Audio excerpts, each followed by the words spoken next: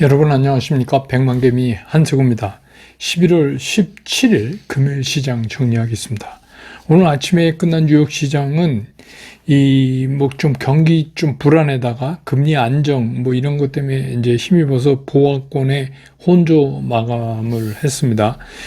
국제 유가가 어제 거의 5% 가까이 급락을 했죠. 그리고 이제 에너지 업종, 그러다 보니까 유가가 하락하니까 에너지 업종 부진으로 좀 어렵게 출발을 했습니다. 근데 이제 다행히도 그 대형 기술주들 몇몇이 전체는 아니고 상승을 하면서 하락폭을 제한하는 그런 모습을 보이면서 혼조 상태에서 장을 마감을 했습니다. 우리 시장도 코스피 같은 경우에 한 0.4% 이상 하락을 하면서 출발을 했고, 추가적으로 거의 장중에 1% 가까이까지 그게 밀리기도 했었습니다. 그런데 이제 외국인과 기관의 매도세가 오고들면서 크진 않지만 약간 좀 둔해지는 그런 모습을 보이면서 조금 그 하락폭을 줄이면서 그렇게 오늘 시장을 마쳤습니다. 그래서 오늘 코스피 시장에서 외국인은 825억을 순매도하고 기관은 2,410억을 순매도하고 개인만 2,931억을 순매수를 했습니다. 그래서 오늘 종가는 2,469.85포인트, 어제보다 0.74% 하락을 하면서 끝냈고요. 코스닥 같은 경우도 0.4% 이상 하락하면서 출발을 했는데, 시작해서 끝날 때까지 코스닥에서 외국인과 기관이 계속해서 그 매도세를 유지를 했어요. 그러니까 시장이 무슨 이렇다 할 반등을 좀 보이지를 못하고 그렇게 이제 끝나는가 이렇게 생각이 들었는데, 장이 끝날 무렵에 이제 그 외국인이 조금 매도를 줄였다. 근데 이거는 이제 제 생각인데, 숏 커버 남은 거 좀 들어온 것 같은, 빠지니까, 그런 생각이 듭니다. 그래서 오늘 이제 지수 800 근처에서 굉장히 오르락내리락 이렇게 했는데 결국 종가에는 800을 지키지 못했습니다. 그래서 오늘 코스닥 시장에서 외국인은 1813억을 순매도했고 기관도 1212억을 순매도했고 개인이 2906억을 순매수했습니다. 그래서 오늘 코스닥 지수는 799.06포인트 800을 못 지켰어요. 그래서 어제보다 1.49% 하락을 하면서 끝냈습니다. 기술적으로 보면 양시장이 차이는 좀 있어요. 기술적으로는 코스피 시장이 조금 좋아 보이긴 하는데, 왜냐하면 그 코스닥 같은 경우 그 5일2평을 상당히 위협받으니까. 근데 아직은 양시장 모두 그 숨고르기 영역에 있다 이렇게 볼 수 있어요. 그래서 이제 중요한 게 내주 초반에 어떻게 장이 진행되느냐에 따라서 향후 방향을 결정지을 수 있는 그런 위치에 있다 이렇게 볼 수가 있겠습니다. 오늘 환율은 1296원 90전으로 어제랑 그냥 보합 상태에서 장을 끝냈습니다. 그 다음에 오늘 이제 외국인들은 삼성전자를 1966억을 순매수해서 제일 많이 산 것 같아요. 외국인이 단일 종목 중에서. 그 다음에 현대차 40억 순매수, 포스코홀딩스 138억, 기아 386억 순매수, LG화학 34억, 네이버 74억 요렇게입니다. 나머지는 전부 팔았고. 근데 이제 외국인들 그 매수도 숏커버도 있고 그러니까 그거는 좀 이제 감안해서 좀 보셔야지 될 것 같아요. 기관은 오늘 2,400억이나 팔았으니까 코스피에서 거의 전부 팔았어요. LG에너지솔루션 37억 사고, 삼성바이오 13억, 포스코홀딩스 76억 빼고는 삼성전자서부터 셀트리온 사이에 전부 팔았습니다. 그 다음에 코스닥을 보면 오늘 에코프로비면 에코프로를 외국인이 144억, 108억 이렇게 순매수를 했는데 이게 숏커버인지 이거는 조금 이제 지나봐야지 아마 그렇지 않을까 싶어요. LLF는 55억 순매도를 했습니다. 반면에 기관은 세 종목 전부 매도 우위를 썼습니다. 오늘 이제 그 섹터별로 보는데 오늘은 조금 특이한 날이 섹터별로 이렇게 정리하기가 되게 힘든 날이에요. 그러니까 그 얘기 무슨 얘기냐? 이게 이제 전형적인 숨고르기이죠. 그러니까 오늘은 튀어나오는 게 잘 없어요. 그러면서 전부 이제 개별로 막 이렇게 움직이면서 시장이 좀 그냥 쉰다 이런 느낌을 이제 갖거든요. 근데 그래도 보면 이제 항공사, 특히 이제 저가항공사 같은 국제유가가 어제 이제 많이 떨어졌잖아요. WTI 선물 기준으로 해서 4.9% 하락해서 배럴당 72달러 90센트 이렇게 됐어요. 그러니까 이제 이게 유가가 7월 이후에 4개월 만에 최저 수준으로 이제 내려온 거죠. 그러니까 당연히 이제 뭐 항공사는 이제 오를 수밖에 없죠. 그래서 이제 항공사가 눈에 띄었고, 그 다음에 이제 섹터별로 움직인 걸 보면 그래도 어렵게는 움직였지만 그래도 반도체 장비 쪽, 특히 그쪽에서는 그래도 그렇게 저렇게 그냥 상황을 유지해가는 그런 모습을 보였다. 이렇게 볼 수 있습니다. 그러니까 어제 이제 미국 시장에서 인텔 주가가 많이 올랐잖아요. 17개월 사이 최고치를 보였는데, 이제 그런 것도 있고, 또 한 증권사 리포트가 나왔는데, 반도체 장비주의 그 실적 개선 전망 보고서가 나왔어요. 내년에 좋다 이거죠. 그거는 제가 이제 그 스쿨에서 이미 집중 분석해서 말씀드렸죠. 이 장비 이게 바로 이렇게 이 수익을 이식하는 게 아니라 이제 이게 내년으로 가면서 점점 커질 가능성이 있다. 그런 내용입니다. 그러니까 두산 테스라 같은 경우 증권가에서 내년에 실적 무지 좋아질 거다. 이런 전망에 오늘 이제 강세를 띄고, 그 다음에 이제 그 트루젠이 오늘 상한가를 쳤는데, 이거는 유전자 이제 편집 치료제, 카스코비 뭐 이런 거죠. 그러니까 이게 영국 의약품 규제 당국 그 MHRA로부터 조건부 허가를 받았다. 근데 이게 저도 이제 뭐 이공계가 아니라서 이거 잘 모르겠는데 이제 좀 물어보니까 이런 거래요. 유전자 편집 치료제라는 게 유전자에서 그 문제를 일으키는 어떤 부분이 있잖아요. 그러니까 유전병 같은 거 있잖아요. 어떤 집안의 대대로 그런 거를 딱 잘라내고 뭐 이렇게 하는 거랍니다. 그래서 이거는 어제 제가 밤 9시 반인가요? 제 기억으로 그때쯤 된 것 같은데, 그때 제가 이거 긴급으로 텔레그램을 알려드려서 아침에 발빠르게 사신 분도 좀 있을 것 같은데, 전체적인 수급은 이런 이슈도 있으니까 살아있네요.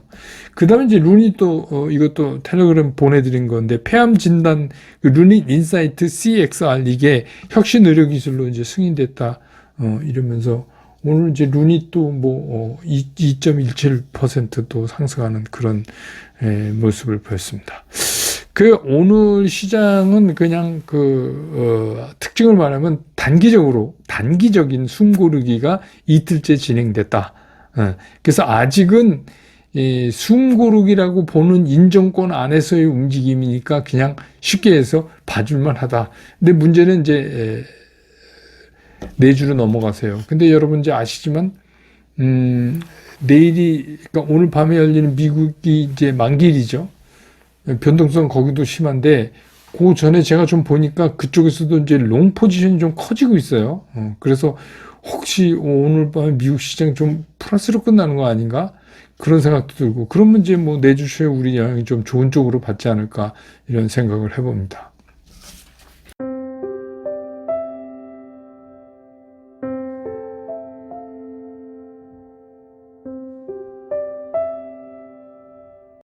시장을 좀 보면 우선 이제 여러분들이 좋아하시는 그 기술적 분석 얘기부터 이제 좀 하죠. 이번에는. 그러니까 지난 이제 10월 31일 날 2273.97을 찍었어요. 저점으로. 여러분 기억하시죠? 그 저점으로 찍고 그 후에 10월 10일 날 또 다시 2393.64. 그러니까 그게 왜 11월 10일 날 왜 그랬냐면 우리가 이제 11월 6일 날 공매도 전면 금지 이러면서 튀어올랐다가 이제 그게 정리되면서 그랬던 거 아니에요. 그러니까 10월 31일보다 11월 10일이 조금 높은 데서 이제 저점이 확인됐어요. 요 짧은 기간에. 그리고 이제 어제 오늘 다시 또 저점을 확인하는 숨고르기가 이렇게 이어지고 있어요. 이게 우리 흔히 이제 얘기하는 다중 바닥 확인 이제 이런 얘기를 많이 쓰는데, 여러분들 이거를 그 기술적 분석은 너무 좀 좋아하시는 것 같아서 오늘 기술적 분석 얘기를 먼저 좀 합니다. 제가 이제 제 이 백만개미는 여러분들 그냥 출퇴근하면서 한 1.5배, 2배는 너무 빠른 것 같고 1.5배 정도로 빠르기를 해서 그냥 눈 감고 들으시기만 해도 이해되실 수 있게 제가 이제 가능하면 이제 구성을 하려고 그래요. 이게 뭐 모바일에서 뭐 봐봤자 뭐 그래프도 그렇고 자료도 그렇고 제가 그냥 여러분들이 무슨 말인지 인지하실 수 있게 설명드리는 거죠. 그러니까 무슨 얘기냐? 그 10월 30일, 11월 10일 이러면서 저점이 올라왔다 이거예요. 그러니까 이제 이번이 세 번째 저점 확인을 하는 거라고 이렇게 본다면 그게 이제 다중바닥 확인이라고 본다면 모양은 그렇게 갖춰져 가니까 이번에 직전 그 10월 10일 저점보다 높은 데서 터닝을 하면 그러니까 쉽게 얘기해서 코스피 기준으로 10일 이평이 떨어지는 상향이 아니라 지금 우상향으로 올라오고 있잖아요. 그 올라오는 우상향 위에서 터닝을 하면 그러면 이제 이게 장이 긍정적이다. 이렇게 판단할 수 있다. 그러면 그 후에 속도감은 없더라도 이 속도감은 조금 다른 겁니다. 이게 방향성에다 속도감까지 있으려면 속도감은 뭔가 강한 모멘텀이 시장을 탁 하고 때려줘야 돼. 근데 그런 게 이제 우리가 기대했던 게 미중 뭐 정상회담이는데 그것도 뭐 안 한 것보다는 낫고 이제 서서히 효과가 나오겠지만 일단 첫 번째로는 이건 뭐 생각보다 별로네 이런 걸로 이제 결론이 났어요. 어제 그런 거지만 어쨌든 간 이번에 그 다중 그 바닥 확인이 그런 제가 말씀드리는 식으로 된다면 조금 희망적으로 볼 수 있다 이런 거. 그다음에 이제 뭐 경제 지표나 이런 것들을 가지고 그런 면에서 이제 시장을 보면 일단 인플레이션 수치가 뭐 CPI, PPI 이렇게 나오면서 하향을 하고 있기 때문에 이게 연준이 추가적으로 금리 인상을 하기가 되게 어렵다는 데는 동의한다 이거예요. 거의 모든 사람이. 근데 이제 우리가 이게 조금 미스 언더스탠드 하지 말아야 될 게 뭐냐면 오해하지 말아야 될 게 뭐냐면 금리 인상을 멈춘 게 바로 금리 인하를 의미하는 건 아니에요. 그 사이에는 굉장히 큰 간극이 있어요. 근데 이제 우리는 마치 어떻게 생각하냐면 금리 인상이 끝나면 금리 인하라고 이렇게 바로 생각을 하는데 이거는 조금 위험한 생각이기도 해요. 금리 인상 멈춤과 금리 인하 사이에는 간극이 상당히 있다. 그래서 시장 입장에서야 금리 인상 멈췄으니까 빨리 금리 인하해라. 뭐 이렇게 이제 조바심이죠. 조바심 치면서 원하고 있지만 연준 입장에서는 그렇게 쉽지가 않은 일이다. 이게 그 연준 입장에서는 그런 성급한 금리 인하를 하게 되면 잘못하다가 여태까지 해왔던 거 완전히 한 방에 다 날아가는 원위치 돼서 그럴 수도 있잖아요. 또 과거에 그런 사례도 있고 그래서 그게 조금 쉽지가 않을 것이다. 그러면 이제 이거를 조금 다른 식으로 표현해서 말씀드리면 뭐냐면 이런 거죠. 그럼 어떻게 되면 연준이 금리를 인하할 수 있느냐?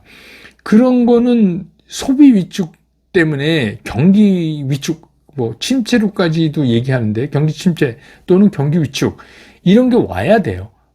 그러면 이제 연준이 이거 조금 우리가 과하게 꺾었네 이러면서 금리를 인하할 수가 있죠. 그 전에는 연준 안에서도 서로 의견이 굉장히 부딪힐 거다. 그런 생각이에요. 결국은 그렇다면 그런 거를 어떻게 우리가 아느냐. 그게 뭐 우리가 해서 이게 경기 위축되고 침체가 오는 거 아니야. 이런 느낌으로 하는 게 아니라 수치로 그걸 확인시켜 줘야 돼요. 수치로 소비 위축이 왔다라는 거를 보여줘야지 되는 거잖아요. 연준이 느낌으로 할 수는 없잖아요. 그러니까 그런 수치로 소비 위축이 오기까지는 또 한 번에 그 사이에 타임 레그가 생긴다는 거예요. 이게 무슨 이게 양철 냄비가 아니니까 그게 경기라는 게 그러니까 이제 그 타임 레그가 우리가 생각하는 것보다 상당히 길 수도 있다 이런 얘기예요. 길 수도 있다. 그 얘기를 다시 얘기하면 지금 상태에서 금리 상태에서 그냥 요지부동 이렇게 끌고만 가는 거는 그 하이어 포 롱거 그거 얘기 늘 하잖아요. 그러니까 그거나 마찬가지다. 그래서 지금은 우리가 어떤 생각을 해야 되냐면 일단은 시장에 상당히 나쁜 영향을 줄 수 있는 이런 허들, 그러니까 인플레이션이 지속된다는 허들은 일단 넘었다. 여기에다가 초점을 맞추고 만족이랄까, 뭐 안심이랄까, 요 정도로 끝내야 된다는 거예요. 이 시장을 봤을 때.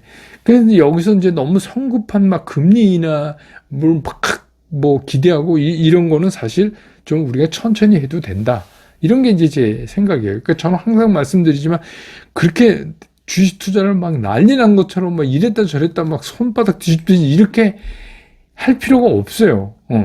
왜냐하면 그래 보면 너무 분주하고 돈 버는 것도 없고 뭐 그래요. 그래서 당분간은 제 생각엔 당분간은 변동성은 있겠지만 근데 이 변동성의 진폭이 과거하고는 상당히 달라질 거예요. 이게 진폭이 좀 잦아드는 그런 형태지만 이런 변동성은 좀 이어진다. 진폭이 과거보다는 달라지지만 그러면서 서서히 저점이 이렇게 높여져가는 그런 상상을 우리가 한번 해보는 게 그게 좀 맞지 않을까 이런 생각이 드는 거예요. 그건 뭐 상상이죠. 우리가 미래는 알 수 없으니까.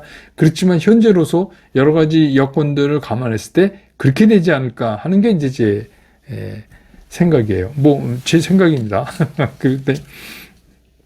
그래서 이제 여러분이 이거를 좀 참고로 하시면. 그래서 뭐 우리가 늘 하지만 시장에 이분법적 논리 있잖아요. 그걸로 이제 시장을 보면 그거 이제 되게 어떤 분들이 그러냐면 너무 서두르니까 이분법적. 그러니까 올라요? 못 올라요? 그러면 떨어져요? 뭐 이런 거 있잖아요. 떨어져요? 아니요, 올라요? 막 이게 딱 두 개 빼니 없는 그런 거예요. 근데 주식시장은 사실 그렇지 않은 때가 더 많거든요. 떨어지는 건지, 오르는 건지, 막 이런 때가 많거든요. 그러니까 조금 전에 제가 말씀드린 것처럼 그러한 문제, 연준이 금리를 내리는 게 그렇게, 이제 인플레이션 꺾었어. 이렇게 쉽게 내지 않고 연준이 납득할 만한 그것도 수치로 된 어떤 에비던스를 잡아야 돼요. 그 중에서 가장 큰 게 이제 소비 위축으로 인한 경기가 좀 이렇게 힘들어지는 거를 그걸 구체적인 수치로 연준이 느껴야 되겠죠. 그러니까 그 전에 우리가 막 먼저 막 이렇게 할 필요가 없다. 저는 이제 그렇게 봅니다. 오늘 이제 첫눈이 왔대요. 저는 못 봤습니다. 저는 못 봤는데 막 SNS 뭐 이렇게 뭐 첫눈 온 거 찍어서 올린 분도 계시고 막 그래서 오늘 금요일이고 첫눈이 오고 그런 날인데 이제 겨울이 본격적으로 됐대. 제가 이제 슬콘생에서 연주한 거를 금요일 날마다 올리는데 오늘은 이제 이즈라는 이라는 뭐 잘 아시는 분도 있고 모르시는 분도 있고 계실 거예요. 근데 이제 왜 이걸 했냐면 우리가 주식 투자를 하면서 제일 피해야 되는 게 뭐 인생살이도 그렇지만 이 도구마의 뭐라고 독단이라고 그러나요? 도구마에 빠져 있는 거, 이렇게 이렇게 딱 가려놓은 것처럼. 그러니까 거기에 빠지면 안 돼요. 이게 일상생활도 그렇고, 주식도 그렇고. 그래서 항상 말씀드리지만, 매매 원칙상 안 되는 건 그냥 안 되는 거예요. 안 되는 겁니다. 근데 내가 가지고 있기 때문에 나는 예외일 거라고 자꾸 생각하는 거 있잖아요. 이게 아닌 거예요. 그러니까 어떤 것도 제가 그랬잖아요. 매매 원칙상 매도 시그널 나오면 살아남는 종목이 별로 없더라. 어느 종목이나 그랬다. 그러니까 뭐 특히 주식도 잊을 건 잊어야 됩니다. 잊어야 될 땐 그냥 잊어야 돼요. 떠나보내야 돼요. 그거를 자꾸 안타까워하면 안 되죠. 그러니까 지금 댓글로도 많이 물어보시는데 물어보시는 종목들이 제가 보면 다 죽었어요. 흐름이 매매원칙상 다 죽었어요. 죽었는데도 자꾸 물어보세요. 그 얘기는 뭔지 저는 느낌을 알아요. 이제 많이 빠지고 막 이러니까 이렇게까지 빠졌는데 더 빠질까? 막 이러면서 이제 하는 거 있잖아요. 안타까운 거는 제가 아는데 그래도 주식 투자를 잘 하시려면 잘라낼 때 그렇게 잘 잘라내야 돼요. 물론 아프지만 그런 거죠. 그러니까 그게 초기에 자르면 덜 아픈데 그런 거죠. 미련 때문에 이제 그런 건데. 그래서 제가 매매 원칙을 여러분들한테 제시해 드린 거예요. 그거를 보시면 여러분이 기준점 잡기가 좀 편해지실 수 있지 않을까 이런 생각이 들어서. 어쨌든 간 이번 주말로 이제 성큼 겨울이 다가왔는데 여러분 따뜻한 주말 보내시기 바랍니다. 저는 또 월요일 장 끝난 다음에 다시 여러분 곁으로 돌아오겠습니다. 여러분 고맙습니다.